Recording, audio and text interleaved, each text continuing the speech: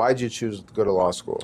Yeah, and I was going to say, I'm not going to jump ahead and start talking about like how law school was compared to my expectations, because that's a huge topic I'm excited to get into. But why did I go to law school? So, I mean, I graduated college, like undergrad, really early. And so... Like you guys had you walked like at 6 a.m. or you graduated like months early? Actually, both, except that I graduated, I mean, kind of years before most people do. I graduated when I was still 20, so... How'd you pull that off? Well, so I had I skipped a grade when I was younger, and then I had a lot of like AP credit going into college. Was it like you were going to class and you went to the wrong classroom and it was all of a sudden like, oh, this is 4th grade, little Austin, we thought you were in 3rd grade. You're like, nah, or is it like you took some test, or did mom say, like, how's that happen? That seems like a move that I would do, right? Just show up to the wrong class and be like, this is my life now. I mean, that's how you got hired here. It's like, how long before we noticed that you were in that office? You know? You're like, yeah, I remember, I'll never forget, my 5th day here when you introduced yourself and we're like, can I help you? Yeah, that was a great day. All right, so like seriously, how do you skip a grade? What grade did you skip? Yeah. So I skipped 7th grade, and it was interesting because when I was in like pre-K, I actually sort of got held back a grade. I'm right on the cusp of being like either the youngest or the oldest in my class, and so like when I was in like pre-K, like when I was 3 or 4, I stayed in pre-K like an extra year before going to kindergarten. Well, your birthday is what month? August, late August. Yeah, same. What's your birthday? 24th. I'm the 27th. Yeah. Right. My grandfather's was the 20th. My friend Finn's is also the 20th. Oh, cool. In August? Kind of, yeah. Cool. So it must have been like kind of a busy. What would have been December? Right. Like literally December 24th. Yeah. To August 24th, yeah. Oh, yeah. Yeah. Yeah, except I think I was either early or late, and so it doesn't quite line up, but... yeah, no, I've done that math myself, though. Yeah, so I moved from San Antonio, Texas to Hood River, Oregon after my 6th grade year.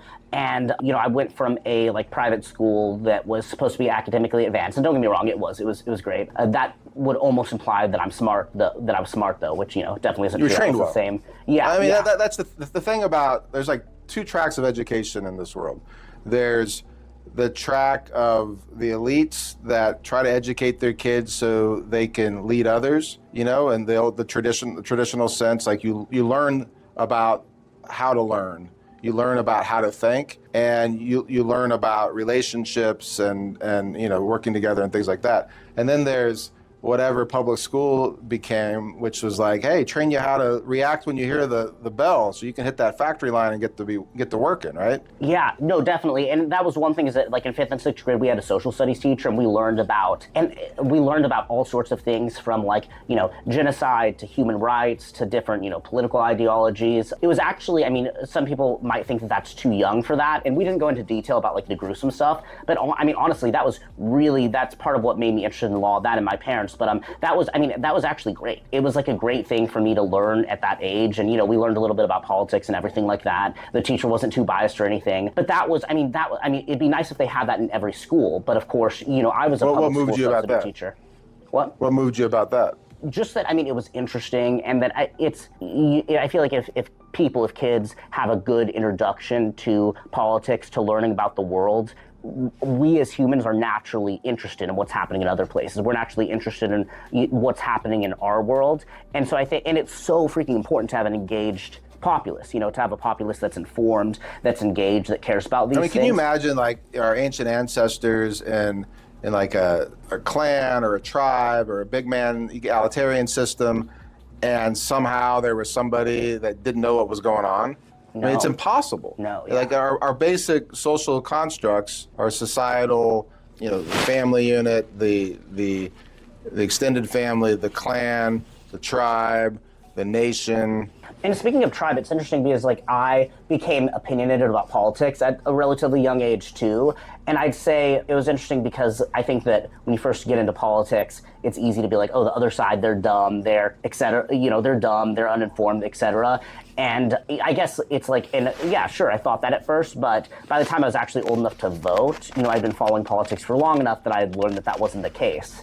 And so I think what wasn't the case? That, the other side, if you're a Democrat, then it's the Republicans. If you're a Republican, then it's the Democrats. I had learned that, as it turns out, people who agree with me on things aren't the only ones who have intelligent opinions. Or information. Or information. Yeah. That, people who maybe have a different political ideology or vote differently than I would want them to, or things like that, they can have a valid and reasonable viewpoint. No, particularly based upon where they came from. What's their origin story? Like, there's people that have beliefs, and there's people that have ideas, and the people with beliefs about whether a road should be built or not be built, that would be weird. Like, you have a belief system that's built about this particular construction project that your government is doing versus the bigger picture things. And I think it all comes down to a sense of justice, that people have different facts, and there's people that have different ways of viewing justice that is actually injustice, and those people are evil. And I don't like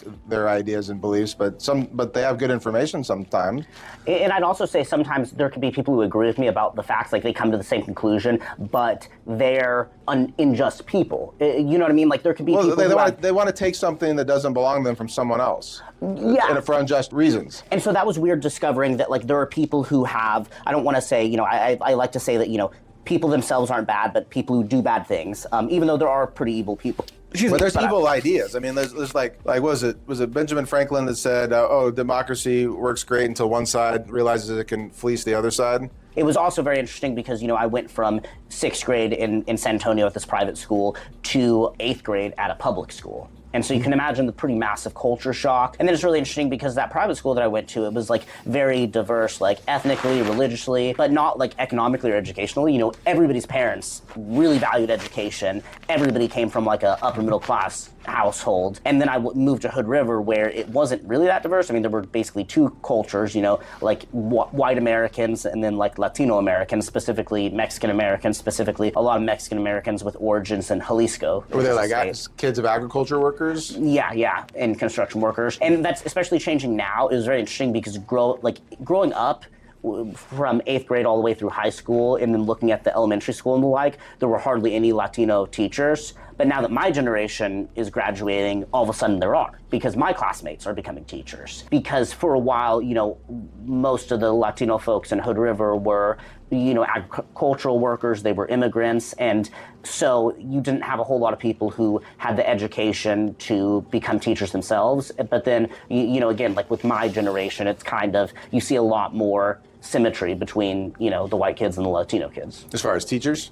Well, as far as teachers and as far as other ways too, when it comes to culture, when it comes to how all of us act, things like that. It's really interesting to see.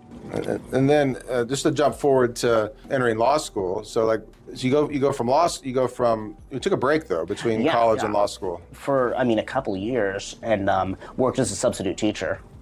And that was great. It was incredible. I grew a ton as a person and learned a lot, about working in a professional environment. The best, good and bad. The best job I ever had as a youngster was probably umpiring baseball. Mm-hmm. As a kid, I started working like in 7th grade, 6th grade. Got to help the little kids with t-ball, and then older you got, so you got to judge balls and strikes.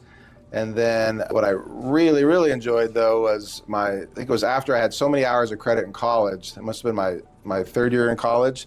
I could substitute teach in Missouri. Yeah. And I got paid $100 a day to substitute teach. No kidding. In 1996, 97, right around there. Wow. And man, it was the coolest job because I was in Kirksville, Missouri. And it's Northeast Missouri State is what it was called because the Northeast Missouri, it became Truman State University. And it's Adair County. And then you go either direction 60 miles, you get another county seat. And they're all smaller than the little 20,000 person town that I was in. Mm-hmm. And so if I got to go a little bit further, I could go teach kids that had like outhouses and was, real like rural Missouri poverty. And I got to see all these different situations, and being a kid from the suburbs who went to a high school I think would rival some private schools in terms of the great education that I felt like I got in high school, and watching what I wouldn't say they got any less of an education. The teachers were wonderful, they were dynamic, and they just had a real tough job, right? Because a lot of drug use in the homes, and a lot of people didn't have a shot compared to being surrounded by kids that weren't distracted by that at a private school, you know, when you're in your formative years. I mean, that's a real advantage. That's a real leg up that other kids don't get. And that was, I mean, going from, I won't go back to this, but, you know, going from San Antonio to Hood River, that was a huge thing, is, you know, meeting and becoming friends with kids who had parents who weren't educated, and even parents who were, you know, using drugs or negligent or the like, and seeing how other people live and seeing how the values that I grew up on weren't necessarily the same values as others. And kind of going back to subbing, I did get to see kind of a wide range of things, not quite as wide as what you got to see, but yeah, I mean, it really opened my eyes, and I think that it makes me better now working in law, and it'll make me better in whatever I do. It really teaches you patience, being a substitute teacher. My, they don't have a lot of respect when you show up. Yeah, it can be tough. I think the most fun I ever had substitute teaching was kindergartners, because you're basically just middle of this chaotic environment all day long, where you're trying to establish like some authority and control on a situation where you got 30 kids, and it's like they don't know you, they think it's a free day. Like it was like one of the toughest problems I ever had to solve in my life, is like how to get these kids to do what I wanted them to do. And it was you know, taught me a lot about my weaknesses. One time I subbed for a second grade class that was like, that had 5 different subs in 5 different days, and I was the 5th. And then there was a like teacher's assistant who was like a former teacher, retired teacher. I remember at one point, like we were trying to do something in class, and as you can imagine, chaos. And at some point I like looked at her, and she was like, said something along the lines of like, oh, like, all right, we have to think of something quick, you know, because like the kids were unintentionally, like it was like open rebellion, you know? It was like, shoot, like, you know, this is like, you know, the room is literally falling apart right now, and so we had to like find some way to like keep it to a dull roar. Yeah, especially, I mean, the younger kids especially, partially because they're so, you know, they're so spacey. With older kids, you know, if older kids were trying to give me attitude or anything, I'm stubborn enough that I was fine, like I could, you know, take it. But with the younger kids, it was really difficult because they're, you know, all over the place, and it's hard to, and I'm so spacey too, that, you know, it was hard. Well, but it's a cool life perspective before you go to law school. Like a lot of people that go through K through JD, they learn a little bit about the world, because you got to go start paying that student loan after you get out. And unless they're going into the trenches doing like public defense or legal aid sort of stuff, you know, their life experience may be a little less than some of their colleagues, right? And so then you worked a little bit. Is that when you did your work on the river? Yeah, so that was actually during COVID, when I was working on the river in the windsurfing kiteboarding place. But I did all sorts of other things. I actually picked up some shifts as like a custodian, as a janitor. I worked at a horse ranch for a little bit. I ran a summer camp.